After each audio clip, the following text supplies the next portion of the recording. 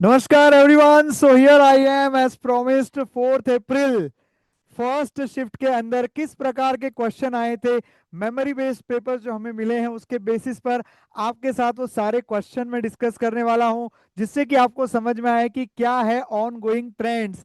तो चलिए फ्रेंड्स, आगे चालू करते हैं, इन क्वेश्चंस को देख लेते हैं, समझ लेते हैं। और बड़े ही आसान क्वेश्चन भी नजर आ रहे हैं, बट स्टूडेंट लोगों का रिव्यू ऐसा था कि पेपर थोड़ा सा टफ है। मुझे तो ये पेपर इजी टू मॉडरेट की तरफ लग रहा है, बट यस, हो सकता है कुछ कैलकुलेशंस करने में टाइम गया हो। जैसे कि पहला सवाल जो हमारे सामने है, थोड़ा सा कैलकुलेशन में लेंदी, लेकिन लेकिन लेकिन ये बहुत ही कॉमन क्वेश्चन है जो जेडब्ल्यू में कई बार पूछा हुआ है। So kind of a repeat question है। क्वेश्चन है, calculate the number of moles of KMnO4 needed to oxidize the mixture containing 1 mole of ferrous oxalate। बच्चों, 1 मोल फेरस ऑक्सालेट में 1 मोल फेरस है, 1 मोल ऑक्सालेट है। दूसरा बोला है फेरस सल्फेट। फेरस सल्फेट में 1 मोल फेरस होता है, लेकिन सल्फेट का ऑक्सीडेशन नहीं होता, सल्फेट खुद ही पहले से ऑक्सीडाइज्ड होता है। ठीक है। देन ये वो फेरिक ऑक्सालेट। फेरिक ऑक्सालेट के अंदर ये सल्फेट तो नहीं होने वाला।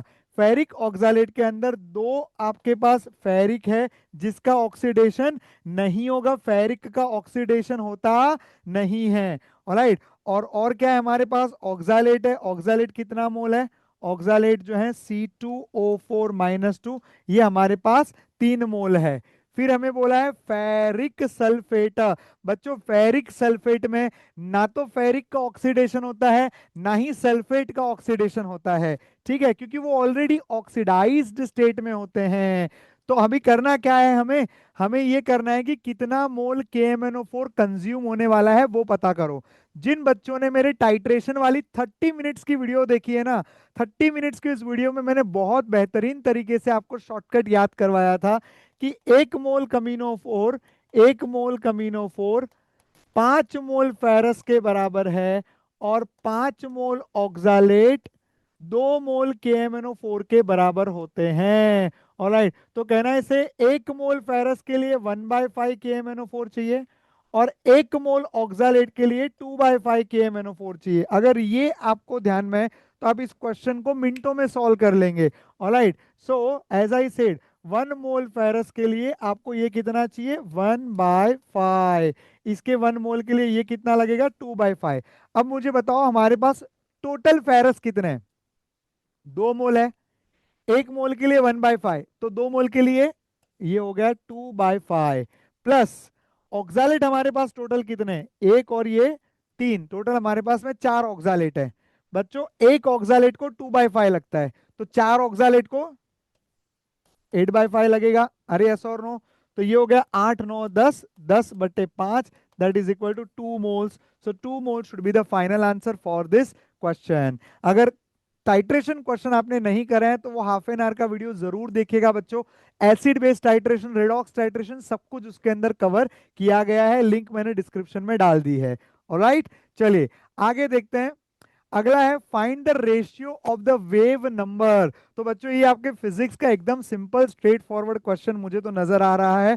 आपको दोनों जो है, क्या बोला गया है, wave number first line of बामर series and first line of Brackett series.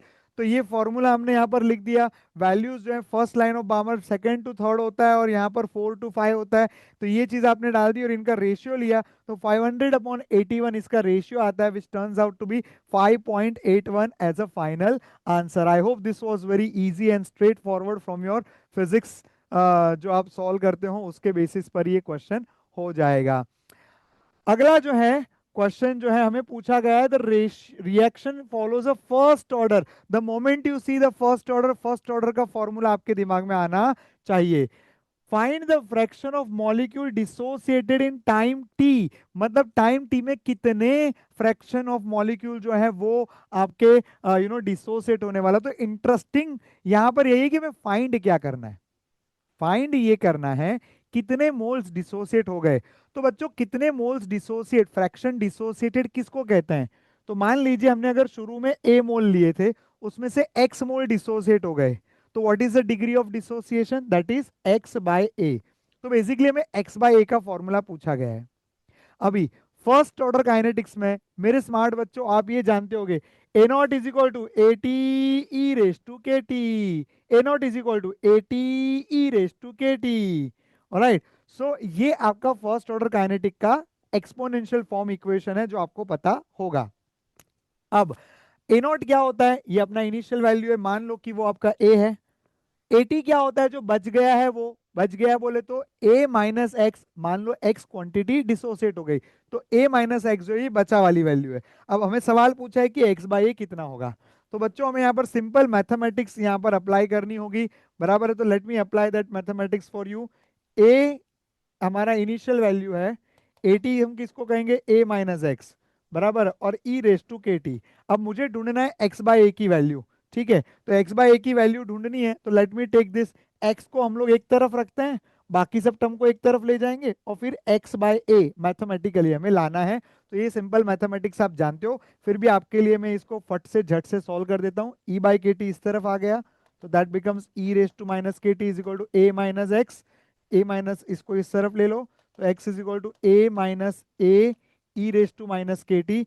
A common लेकर के, ए कॉमन ले लिया, नीचे आ गया, और यहाँ पर बच गया one minus e raise to minus k t, जो कि मुझे नजर आ रहा है one minus e raise to minus k t in the option number one. Then that should be the final answer for the given question. Alright, hopefully students आपको ये समझ में आ गया कि किस तरह से फर्स्ट ऑर्डर, लगभग ऐसा ही क्वेश्चन कुछ आया होगा, मेमोरी बेस्ड क्वेश्चन है, थोड़ा इसकी फ्रेमिंग में और भी कॉम्प्लिकेशन हो भी सकती है, लेकिन मुझे लगता है कि आपको जो है approach, main concept, target concept यही था कि फॉर्मूला आपको आइडेंटिफाई करना था। I feel that was a simple one. The next one is pretty simple, इससे और मुझे लगता है कि सस्ता क्वेश्चन, इक्विलिब्रियम में तो बच्चों अब तक आया नहीं है। ऑलराइट, क्वेश्चन है ए plus be giving you see, अगर इसका केपी वैल्यू जो है 2.7 इंटू 10⁻⁵ है, तो इस रिएक्शन का क्या होगा। अभी आप देख रहे हो कि इस पर्टिकुलर रिएक्शन में हमने क्या करा है, ए plus be giving you see, इसको डिवाइड बाय 3 कर दिया है थ्रू आउट। रिएक्शन को जब भी आप डिवाइड कर दोगे, तो जो पावर है वो उसके उतने आप उसका उतना हुआ रूट निकालोगे। Let's say for example, reaction को आपने 1/3 से मल्टीप्लाई किया या 3 से डिवाइड किया, जो भी आप बोलना चाहो, तो नया केपी विल बी पुराने केपी का रेस टू 1/3, बराबर है। अगर आप इंटू 2 करोगे तो रेस टू 2 होगा, इंटू 3 करोगे तो रेस टू 3 होगा, तो इंटू 1/3 करोगे तो रेस टू 1/3 होगा। तो अगर रेस टू 1/3 किया, वैल्यू अपने को दे रखी है 2.7 इंटू 10⁻⁵, उसका क्यूब रूट निकालोगे तो ऑब्वियसली आंसर क्या आया, 3 इंटू 10⁻⁻², बोले तो 3 इंटू 10⁻⁻² किधर है, इधर है, तो hence this will be the final answer for the given question. है ना आसान बच्चों।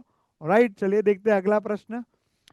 certain amount of non-volatile non-electrolyte non-electrolyte solute dissolved in 40 gram solvent which decreases the vapor pressure from 760 to 750 torr if the boiling point of solvent and solution are given to us।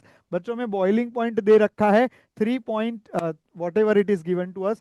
Main मुद्दा क्या है, मुद्दा ये है कि question solution colligative से है, यहाँ पर वेपर प्रेशर की बात भी चल रही है, और यहाँ पर बॉइलिंग पॉइंट की बात भी चल रही है। वेपर प्रेशर की बात चले, वेपर प्रेशर का फॉर्मूला, बॉइलिंग पॉइंट की बात चले तो बॉइलिंग पॉइंट का फॉर्मूला। तो पहले मैं वेपर प्रेशर का फॉर्मूला लिखता हूँ, delta P by P naught is equal to x2।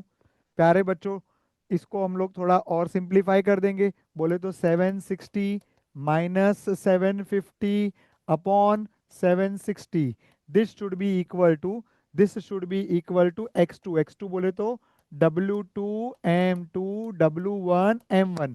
Alright, इसको आप जो है डाइल्यूट सॉल्यूशंस के लिए इस तरह से सॉल्व कर सकते हो। तो ये सब्ट्रैक्शन करके इसका आंसर यहाँ पर आ गया 10, ये 10 10 10 10 कट हो गया 76, और इज इक्वल टू, बच्चों ये जो W और M जो होते हैं वो ग्राम में होते हैं।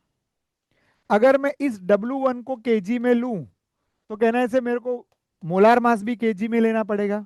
बट सर आप ऐसा सोच क्यों रहे हो, क्योंकि बच्चों मुझे जो ढूंढना है वो है find the moles of solvent, बराबर है। अब सॉल्वेंट के अगर मुझे मोल्स ढूंढने हैं, तो मुझे ये पता है कि number of mole is equal to mass upon molar मास।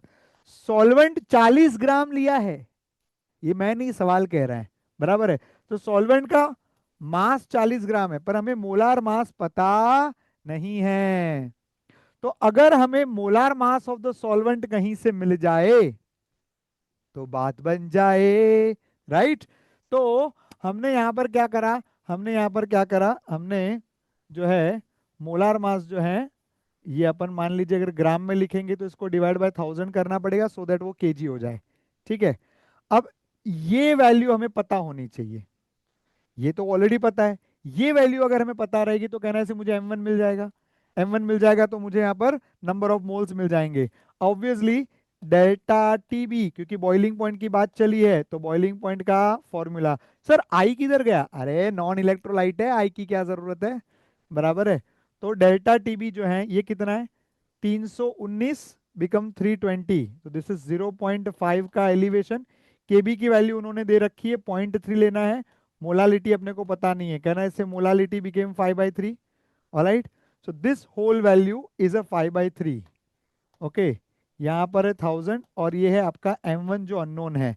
ठीक है। अब बच्चों क्योंकि क्वेश्चन न्यूमेरिकल बेस्ड अगर रहा होगा तो आपको फिर इसको पूरा अच्छी तरीके से सॉल्व करना पड़ेगा।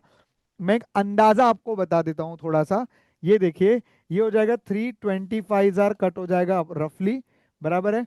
ये हो जाएगा 25 4 जा, बराबर 5/40 दैट इज 5 8 जा। तो M1 की वैल्यू जो आ रही है नियरली 8 ग्राम पर मोल आ रही है।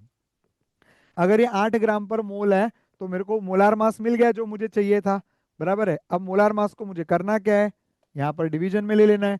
तो ये हो जाएगा कट और आंसर आ जाएगा 8 5 जार 40, तो लगभग 5 मोल के आसपास आंसर आना चाहिए। राउंडिंग ऑफ करना है तो मेरे हिसाब से it is worth the risk taken. फिर भी अगर आपको रिस्की लग रहा रहेगा तो 76 को एज इट इज रखते हुए वहां पर वैल्यू को ले जाओ, फिर कैंसिलेशन करो तो आपको समझ में आ जाएगा कि it is nearly 5 only. Okay, चलिए ये भी डुएबल क्वेश्चन है। अगला देखते हैं। Solution solution of 5 ml 0.1 molar ammonia added with the 250 ml 0.1 molar ammonium chloride. इसका आंसर बच्चों 756 आ रहा है, बट कैसे आ रहा है, लेट्स डिस्कस द अप्रोच। सबसे पहले क्वेश्चन मुझे लग रहा है देख करके ही समझ में आना चाहिए कि यहाँ पर हमने एक वीक बेस और उसी वीक बेस के स्ट्रॉन्ग एसिड के साथ का सॉल्ट का मिक्सचर लिया है। मतलब मैंने यहाँ पर बेसिक बफर लिया है। बच्चों बेसिक बफर की बात चले तो बेसिक बफर का फॉर्मूला क्या है, बेसिक बफर का फॉर्मूला, बेसिक बफर का फॉर्मूला होता है POH is equal to PKA plus sorry PKB plus log of salt upon base, बराबर है। ये इसका फॉर्मूला होता है। ठीक है। अब हमें ढूंढना क्या है बच्चों, हमें ढूंढने के लिए कहा गया है calculate the pH. No problem, पहले पीओएच निकाल लो फिर पीएच निकाल लेंगे, बराबर है। So pOH is equal to, बराबर, पी के बी की वैल्यू मेरे को कितनी दे रखी है 4.74, very good, plus log of, plus log of. अब इंटरेस्टिंगली सॉल्ट और बेस के हमें मोल्स डालने हैं, पर क्या सॉल्ट और बेस के मोल्स मुझे डायरेक्टली दिए हैं क्या, देखो मुझे कहा है 5 ml 0.1 मोलार। अब बच्चों नंबर ऑफ मोल्स कैसे निकालते हैं आप ही बताओ। सर मास अपॉन मोलार मास, अरे पापड़ गंजू, ये अगर मेरे को कॉन्सेंट्रेशन दिए हो वहां से कैसे निकालते हैं। हाँ तो sir C is equal to N/V ना। सो नंबर ऑफ मोल क्या होता है, C/V होता है, बराबर है। तो कहना है इसे यहाँ पर सॉल्ट के मोल बोलेगे तो सॉल्ट का volume that is 250 into salt का कॉन्सेंट्रेशन दैट इज 0.1, बराबर है ना, सही है ना। वीक बेस हमने अमोनिया लिया है और अमोनियम क्लोराइड हमने सॉल्ट लिया है, दैट्स अ बफर मिक्सचर। और दूसरा क्या बोला है, इसका कितना बोला है अपने को, 5 ml बोला है और 0.1 बोला है, तो 0.1 कट हो गया। ये हो गया आपका लॉग ऑफ 50, लॉग 5 की वैल्यू दे रखी है 0.7, बराबर, so that becomes 1.7। So 4.74 plus 1.7, इसको ऐड करोगे तो आपको पीओएच मिलेगा और 14 से सब्ट्रैक्ट कर दोगे तो पीएच मिलेगा। और फाइनल आंसर आपको इंटू 10⁻⁻² में लिखना होगा। ऑलराइट, सो आई थिंक 756 आप सभी को ये भी आंसर इजीली मिल जाएगा और काफी doable question. Once again let's check the next one. So for this question, this is the correct answer. But let us see how to reach. I think ये भी काफी आसान लग रहा है. Calculate the number of moles and molecule of SO2 in its 1.479 liter at STP. Alright, तो number of mole is equal to mass upon molar mass, number of mole is equal to volume upon 22.7, ये भी दोनों formula है, बराबर है। और क्योंकि बात यहाँ पर वॉल्यूम के टर्म में चल रही है तो मुझे वॉल्यूम वाली फॉर्मूला यूज करनी पड़ेगी। तो नंबर ऑफ मोल क्या दिया है अपने को, कितना दे रखा है, लीटर में कितना बोला है, 1.479, बराबर है, डिवाइडेड बाय 22.7, बराबर है। तो ये वॉल्यूम अपने को यहाँ पर करना है।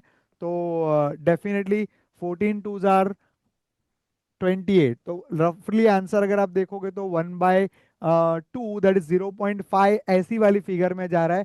तो ऑप्शन अपने काफी 33 और 65 ये वाले फिगर में अपने को देखना है। तो कैलकुलेशन करोगे तो भी सिंपली आपको समझ में आ जाएगा कि 0.065 बैठ रहा है। अब उसके बाद आपको देखना क्या है, नंबर ऑफ मॉलिक्यूल देखना है। तो very easy, number of mole is equal to number of molecule is equal to 6.022 into 10⁻23 into number of moles. तो जो भी मोल्स आपको मिले हैं उसको आप एवोगैड्रो नंबर से मल्टीप्लाई कर देंगे, so you will definitely reach to this particular answer. चलिए चेक करते हैं अगला प्रश्न। अगला प्रश्न दिखता थोड़ा कॉम्प्लिकेटेड है लेकिन काफी डुएबल है, बट पहली नजर में क्वेश्चन डुएबल मतलब ऐसा कॉम्प्लिकेटेड लग सकता है। अप्रोच मैंने आपके सामने यहाँ पर लिख दिया है, let us read. An ideal gas placed in the container has a pressure 1 to whatever P1, V1, T1, and another ideal gas with a different container is P2, V2, T2 are mixed. The final pressure is P and the final volume is V. Calculate the final temperature. मतलब हमें final temperature पता करना है। तो बच्चों यहाँ पर simple PV is equal to NRT, तो कहना है इसे नंबर ऑफ मोल क्या होता है, PV अपॉन RT, बराबर। हमें फाइनल टेम्परेचर T ढूंढना है, बराबर है। T2 का मतलब P1 T1 वो सब मिक्स करने के बाद में, दो गैसेस को मिक्स करने के बाद में रिजल्टेंट का ढूंढना है। तो let us say this is PV upon RT is equal to P1 V1 upon RT1, this is P2 V2 RT2, obviously R गया, बराबर है। और हमें यहाँ पर T जो फाइनल हमारा फाइनल टेम्परेचर है उसके लिए एक्सप्रेशन ढूंढना है। तो बच्चों यहाँ पर आप अगर उसका सॉल्विंग करेंगे तो final comes out to be this. So I think very very much doable. खाली आपको ये अप्रोच बिल्ड होना चाहिए कि PV NRT इक्वेशन मुझे लगाना चाहिए, क्योंकि बात यहाँ पर pressure, volume, number of moles और टेम्परेचर पे चल रही है। ऑलराइट, तो आशा करता हूँ ये आपको समझ में आया है। अगला देखते हैं। पहला बोला है heat capacity at a constant volume is always greater than the heat capacity at constant constant pressure. तो आप सिंपल फॉर्मूला जानते हैं, Cp minus Cv is equal to R। सो Cp is always R plus Cv।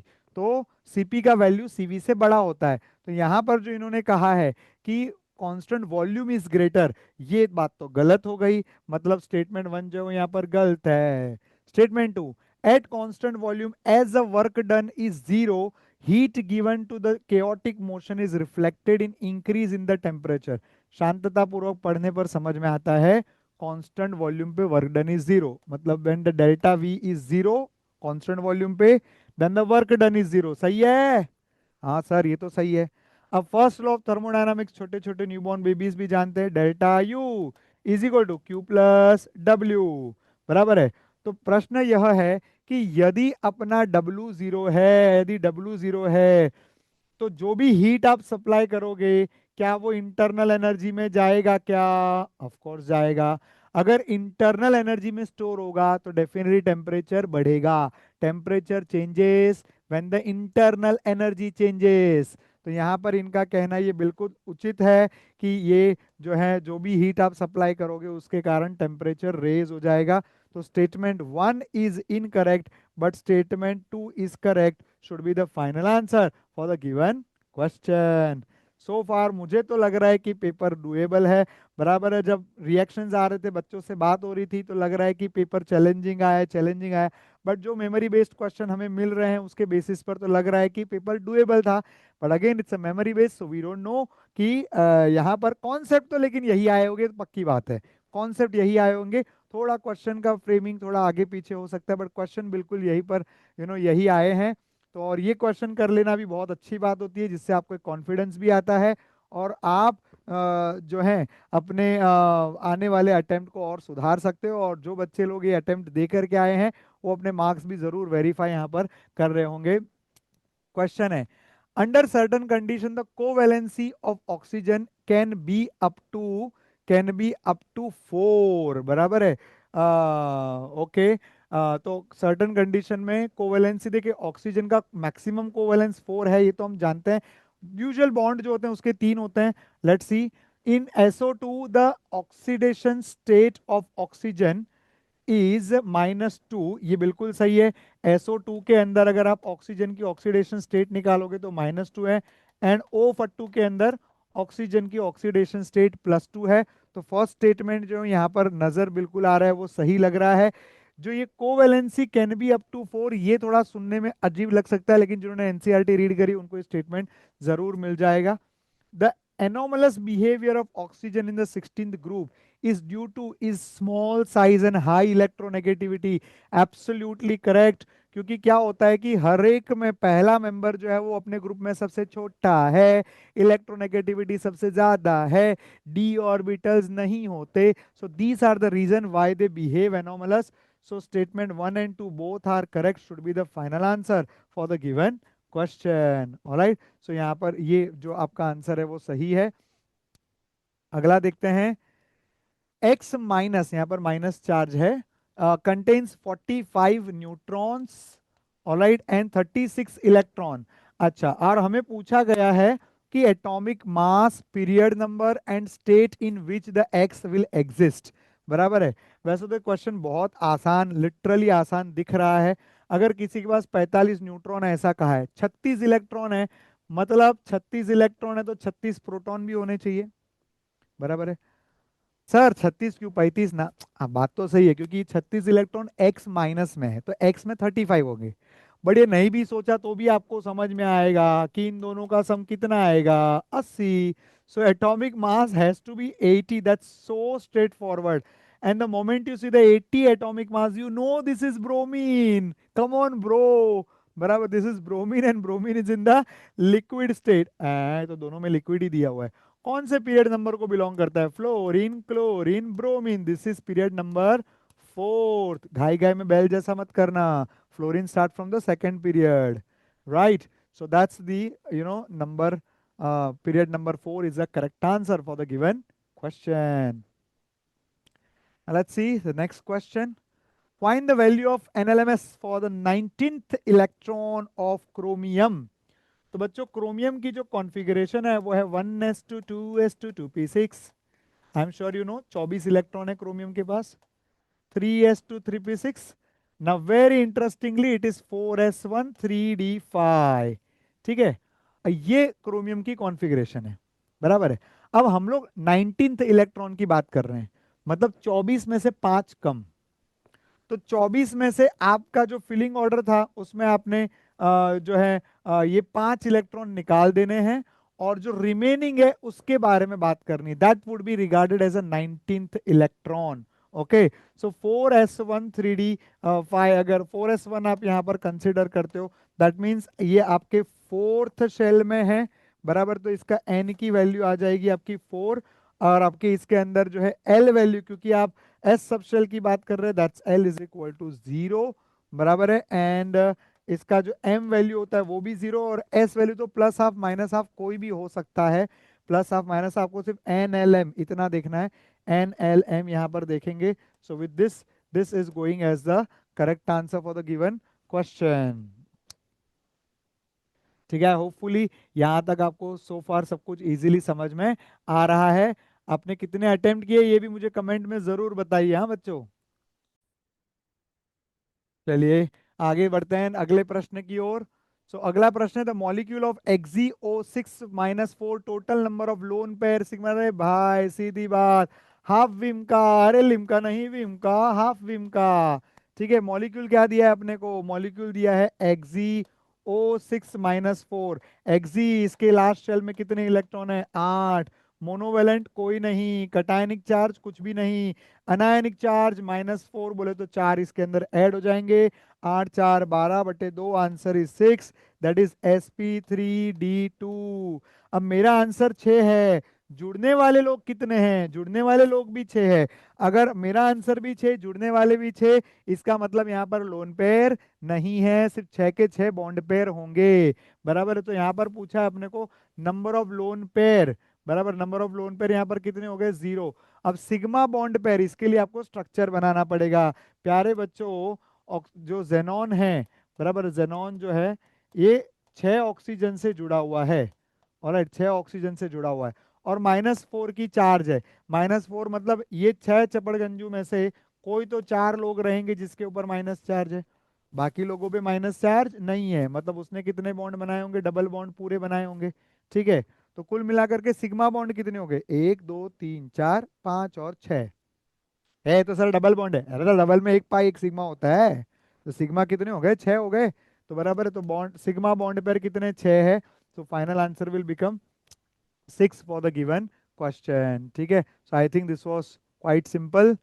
The next one, very very simple one. क्या पूछा है अपने को? कॉम्प्लेक्स और उसमें स्पिन मैग्नेटिक मोमेंट कितना आएगा? तो क्रोमियम जो है ये अपने को क्या बोला हुआ है? क्रोमियम जो है इसका वाटर के साथ में कॉम्प्लेक्स बना हुआ है, तो ऑब्वियसली क्रोमियम के ऊपर चार्ज +3 आ रही है। क्रोमियम की कॉन्फ़िगरेशन क्या होती है बच्चों? 4s1 3d5। +3 मतलब 4s में से एक गया, 3d में से यहाँ से 2 चले गए, तो बचा क्या? 3d3 बचा। बराबर है, 3d3 मतलब 3 अनपेड है। अगर इसके पास 3 अनपेड है, बराबर, तो डेफिनेटली वाटर तो कोई इनवर्ट पेयरिंग भी कराने नहीं वाला है, तो स्ट्रेट अवे 3 अनपेड मतलब 3 point something should be the magnetic moment. फिर अगर बात करते हो कॉपर के बारे में, तो कॉपर जो है इसका चार्ज यहाँ पर +2 है, और आप सभी लोग जानते हैं मतलब कॉन्फ़िगरेशन इसकी होती है 4s1 3d10।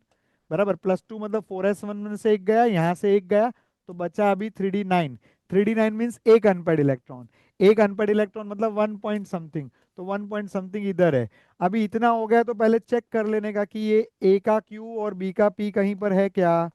बराबर, सिर्फ इधर है, तो सिर्फ एक ही आंसर है, तो आपको बाकी करने में आपका समय नष्ट नहीं होना चाहिए, so that you can do the paper fast and furious. I am so curious. बराबर, if you are finding this helpful, please do like the lecture and subscribe the channel if you are new to here। Definitely आपको सारे ही mains के paper का आपको solution झट से फट से मिलने वाला है। क्वेश्चन क्या बोल रहा है? बॉन्ड एंगल CrO Cr इन डाइक्रोमेट Cr2O7, और it is 126, that's perfectly correct. बराबर है, दोनों क्रोमेट और डाइक्रोमेट दोनों का जो स्ट्रक्चर होता है वो टेट्राहेड्रल होता है, तो स्ट्रक्चर जरूर स्टडी कर लीजिए बच्चों। मैंगनेट वर्सेस पर मैंगनेट, क्रोमेट वर्सेस डाइक्रोमेट, बहुत इजी भी है, जरूर उसको पढ़िएगा। मैंने जो भी डीएफ ब्लॉक का आपका जनवरी अटेम्प्ट का पेपर डिस्कस किया है, वहां पर वो सारी चीजें काफी अच्छे से रिकैप में करवाई है। तो जनवरी अटेम्प्ट के भी पेपर अगर आप करना चाहते हो तो आप उसको झटपट देख सकते हैं। Sodium dichromate is used as a primary standard, गलत। It's a potassium dichromate which can be used but not sodium dichromate because that's hygroscopic, moisture पकड़ता है। अगेन ये भी मैंने टाइट्रेशन वाला जो वीडियो है उसके अंदर ये सारी चीजें बहुत अच्छे से कवर करी हुई है। अगला है dichromate oxidises ferrous to ferric, obviously that's so simple. Chromate and dichromate are interconvertible by changing the pH. Obviously, in acidic condition, yo chromate becomes dichromate. मतलब acidic condition में chromate dichromate बन जाता है और अल्कलाइन कंडीशन में dichromate chromate बनता है। तो इनका ये कहना chromate dichromate are interchangeable, that's perfectly correct, perfectly correct. So इसके हिसाब से अगर हम लोग देखेंगे तो A, C and D are the correct statement, would be the final answer for the given question. Alright, मुझे लग रहा है कि काफी सारे बच्चों ने अच्छे खासे क्वेश्चन अटेम्प्ट किए होने चाहिए। मैच द कॉलम देखते हैं। Finkelstein reaction, Finkelstein reaction straight straight condition पूछी गई है बच्चों। फिन कैल्स्टिन मतलब आपका आर आई का method of preparation, R I का method of preparation alkyl iodide बनाने वाली मेथड। तो अल्काइल आयोडाइड बनाने के लिए आप क्या यूज करते हो? NaI इन एसीटोन, बराबर है। और स्वाट्स रिएक्शन से अल्काइल फ्लोराइड बनाए जाते हैं। Fittig reaction, Wurtz Fittig reaction, ये सब में सोडियम मेटल यूज करते हैं। सेंड मेयर के अंदर कॉपर 1 सॉल्ट यूज किया जाता है। नेम्ड रिएक्शन के ऊपर बड़ा ही आसान straightforward question. All right, so Fittig reaction and sand Mayer. So I think very simple, very straightforward. अगला देखते हैं। बोला है बेंजीन को हमने CH3Cl और AlCl3 से ट्रीट किया, तो पहले स्टेप में मुझे मिल जाएगा टोलुइन, क्योंकि दैट इज द आपका फ्रिडल क्राफ्ट अल्काइलेशन। फिर इसका हमने क्लोरीनेशन करवाया अल्कल 3 के प्रेजेंस में, so that's chlorination. Chlorination ortho पे भी हो सकता है, पैरा पे भी हो सकता है, but para would be the major product. फिर कहा इसका K2Cr2O7 मतलब side chain oxidation reaction, so this will result into आपका मिथाइल ग्रुप एसिडिफाई हो जाएगा, मतलब COH हो जाएगा और क्लोरो क्लोरो बना रहेगा। अब क्या बोला है, when x gram of the product P, मतलब ये प्रोडक्ट P है, ये x gram, it react with the bicarbonate, this react with the bicarbonate, it liberates 11.2 dm cube of CO2। प्यारे बच्चों, 11.2 dm cube of CO2 का मतलब हो गया कि ये हाफ मोल कार्बन डाइऑक्साइड है, बोलो है कि नहीं। 22.4 लीटर अगर आप मान करके चलते हो तो लगभग ये हाफ हाफ मोल हो गया। अगर ये हाफ मोल है तो कहना है इसे एक्स भी हमारा हाफ मोल होना चाहिए स्टोइकियोमेट्रिकली। ऑब्वियसली एक COOH है ना, तो एक COH से एक CO2 लिबरेट करा सकता है। तो इसके हिसाब से अगर हम लोग देखें तो find out the mass of P इन ग्राम, मतलब P का हमें हाफ मोल का वजन कितना है पता करना है। बच्चों बेंजीन का वजन होता है 78, तो ये हो गया 76, क्लोरीन का हो गया 35.5, कार्बन का हो गया 12, ऑक्सीजन का 16 दूनी 32 और 1, बराबर है। ये सम का जो भी आंसर आएगा, बराबर है, उसको आपको क्या करना रहेगा, उसको आपको करना है डिवाइड बाय 2, क्योंकि ये आंसर आपको मिलेगा 1 मोल के लिए, तो मैंने ऑलरेडी आपके लिए कैलकुलेट करा हुआ है। सो ओवरऑल इसका आंसर आ रहा है 156.5, तो हाफ मोल का हो जाएगा 78.25, राउंड ऑफ करके आप आंसर लिखेंगे 78, बराबर है। 78 इसका आंसर आप लिख सकते हो। आई थिंक बच्चों काफी मुझे लग रहा है कि ये इजी डुएबल क्वेश्चन नजर आ रहा है। अगला तो भाई क्या बताऊं, बड़ा इतना इजी पूछा है, लग नहीं रहा है मुझे। Arrange the following according to the decreasing order of electron withdrawing power. अरे नाइट्रो, अरे साइनो, अरे कार्बोनिल, बोलो sulphonyl. Alright, so these are the electron withdrawing group. इसमें सबसे पावरफुल ग्रुप कौन होता है, नाइट्रो होता है। तो निर्विवाद आपके सामने आंसर खड़ा है कि इस बार option 2 should be the final answer for the given question. बड़ा ही आसान, withdrawing group, meta director group जिनको हम जानते हैं। Right, let's see the next one. Which of the following are soluble in NaOH। बच्चों NaOH में कौन डिजोल्व होता है, NaOH में बेस डिजोल्व, एसिड डिजोल्व होएगा, बराबर। कौन से एसिड, सारे ही एसिड, सारे स्ट्रॉन्ग एसिड डिजोल्व होंगे। कार्बोक्सिलिक एसिड डिजोल्व होगा, फिनॉल डिजोल्व होगा, बट अल्कोहल डिजोल्व नहीं होगा। तो क्या बेंजीन डिजोल्व होगा, ऑब्वियसली नहीं डिजोल्व होगा। फिनॉल होगा, ये क्रेसॉल, ये भी एक फिनॉल है, ये भी डिजोल्व होगा। फिर ये फिनॉल है, बोला हाँ ये भी फिनॉल है, ये भी डिजोल्व होगा। ये अल्फा नेप्थॉल है, हाँ तो ये भी फिनॉल ही है, ये भी डिजोल्व होगा। कार्बोक्सिलिक एसिड डेफिनेटली ये भी डिजोल्व होगा। ये भी कार्बोक्सिलिक एसिड, तो ये भी रिएक्ट करेगा, ये तो खुद ही एक बेस है, ये नहीं करेगा, बराबर। तो इसके हिसाब से 1 2 3 4 5 6 and hence 6 should be the final answer for the given question. बड़ा ही स्ट्रेट फॉरवर्ड और आसान लग रहा है ये। अगला देखते हैं। Maltose is a non reducing sugar, गलत, बराबर है। Maltose is a reducing sugar. Disaccharide में केवल सुक्रोज ही ऐसा है जिसके एनोमरिक कार्बन बॉन्डिंग में पार्टिसिपेट करते हैं। यहाँ तो स्ट्रक्चर के साथ हमें दिया हुआ है, बराबर, स्ट्रक्चर के साथ दिया हुआ है, तो बायोमोलिक्यूल का ये कॉन्सेप्ट आपको भली भांति याद होगा कि इसका एनोमरिक कार्बन अगर जिंदा है, अवेलेबल है, तो डेफिनेटली ये रिड्यूसिंग शुगर है। सो ये इनका ये कहना नॉन रिड्यूसिंग ये गलत है। दूसरा कहना है lactose is a reducing sugar, ये परफेक्टली सही है, lactose is a reducing sugar. So statement 1 इसका गलत है और स्टेटमेंट 2 जो है, स्टेटमेंट 1 गलत है और 2 जो है वो करेक्ट है। ये बिल्कुल सही सही आंसर यहाँ पर नजर आ रहा है। सो 3 is a perfectly correct answer for the given question. Next, यहाँ पर आपको पूछे गए थे अमीनो एसिड। बच्चों अमीनो एसिड के फंक्शनल ग्रुप कौन से हैं, उनके 3 लेटर सिंबल, 1 लेटर सिंबल और एसेंशियल नॉन एसेंशियल का लिस्ट, इसको जरूर याद कर लीजिएगा। सबका फैन, ट्रिप्टोफैन, सारे तीनों जो आपके बेसिक है वो you know essential amino acid में आता है वलाइन, ल्यूसीन, आइसोल्यूसिन, ये 3 आपके हैं, फिर मिथियोनाइन, थ्रियोनाइन, फिनाइल, तो ये टोटल 10 अमीनो एसिड ऐसे हैं जो एसेंशियल है, और बचे हुए 10 जो है वो नॉन एसेंशियल है। पर यहाँ पर मैच द कॉलम के लिए 1 लेटर सिंबल भी काफी थे, जैसे कि आर्जिनाइन, इसके नाम में ही आर, इसका इसका फर्स्ट लेटर सिंबल बड़ा इसी है। फिर लाइसी इज अ क्लाइसी, बराबर है, बराबर, तो इसको हमने ऐसे याद किया हुआ है, क्लाइसी, बराबर है। सो खलासी, दैट इज के एल, बराबर है। So K L is a correct choice. Then aspartic, aspartic ऐसे करके याद कर सकते हैं। ग्लूटामाइन, सॉरी ग्लूटामिक एसिड, तो इसका जो सिंबल है वो है जी एल यू, और ग्लू का स्पेलिंग में क्या होता है, जी एल यू ई, तो इसका 1 लेटर सिंबल है ई। अगर आप ऐसे भी याद कर लेते हो तो भी आप आसानी से इसका मैच द कॉलम कर पाएंगे। The next is IUPAC name form compound this. Okay प्यारे बच्चों, एनिलीन हमने यहाँ पर लिया हुआ है, बराबर है। एनिलीन के अंदर हमने ब्रोमीन ऐड किया तो हमें क्या मिलने वाला है, हमें मिलने वाला है टाई ब्रोमो एनिलीन, क्योंकि like phenol aniline is also very powerful ortho para director, और तीनों जगह पे व्हाइट प्रेसिपिटेट बनता है ट्राइब्रोमो एनिलीन का। फिर इसका नैनो टू HCl किया बोले तो डाई अजोटाइजेशन, नटू Cl बन गया, ये ब्रोमो ब्रोमो ब्रोमो आ गया। फिर क्या किया, HbF4 किया तो यहाँ पर ये जो Cl माइनस है उसका BF4 माइनस हो जाता है, फ्लोरोबोरेट।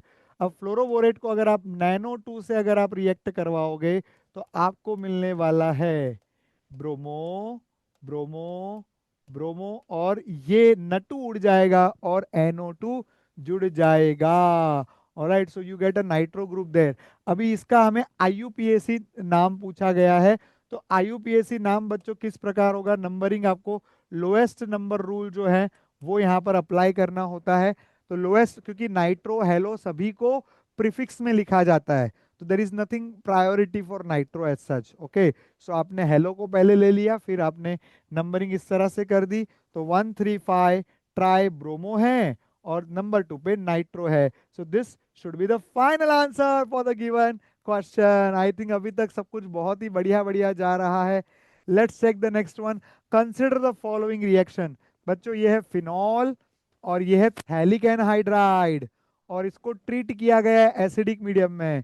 तो बच्चों phenol plus phthalic anhydride that forms phenolphthalein, which is an indicator, जो कि बेसिक मीडियम के अंदर कौन सा कलर देता है, पिंक कलरेशन देता है। तो क्वेश्चन लुक्स लेंदियर, कुछ बच्चे इसको देख के भी डर सकते हैं, लेकिन फिनोल्फथैलीन की सिंपल फिनोल्फथैलीन डाई टेस्ट, अगर आपने डिस्टिंग्विशिंग टेस्ट किए हैं तो आपको ये पता रहेगा कि फिनॉल और थैलीन को मिक्स करने पर फिनोल्फथैलीन बनता है, और ये फिनोल्फथैलीन बेसिक मीडियम में आपको पिंक कलर देगा। Alright, that's there.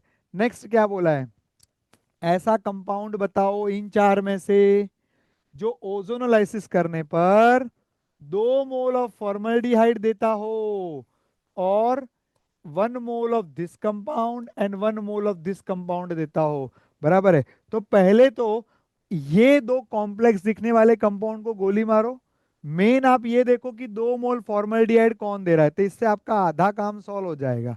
ठीक है, बराबर। फॉर्मल्डिहाइड के लिए आपके पास में मिथिलिन ग्रुप होना चाहिए, मतलब C डबल बॉन्ड CH2 ऐसा होना चाहिए, तो ही ये टूटने पर आपको फॉर्मल्डिहाइड देगा ना भाई, ओजोनोलाइसिस करने पर।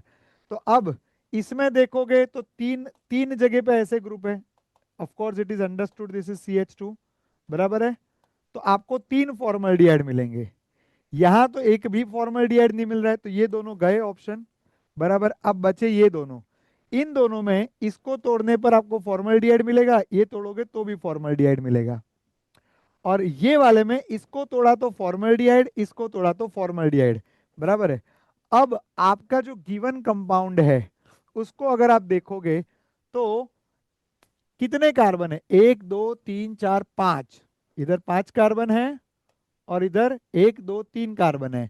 ठीक है, सो 1 2 3 4 पांचों कार्बन एक लाइन में without any branching, so that's possible when you have 1 2 3 4 5 without branching you are clearly able to see कि यहाँ पर आप अगर इसका ओजोनोलाइसिस करोगे so you will get that compound. Okay, so this is the final answer for the given question.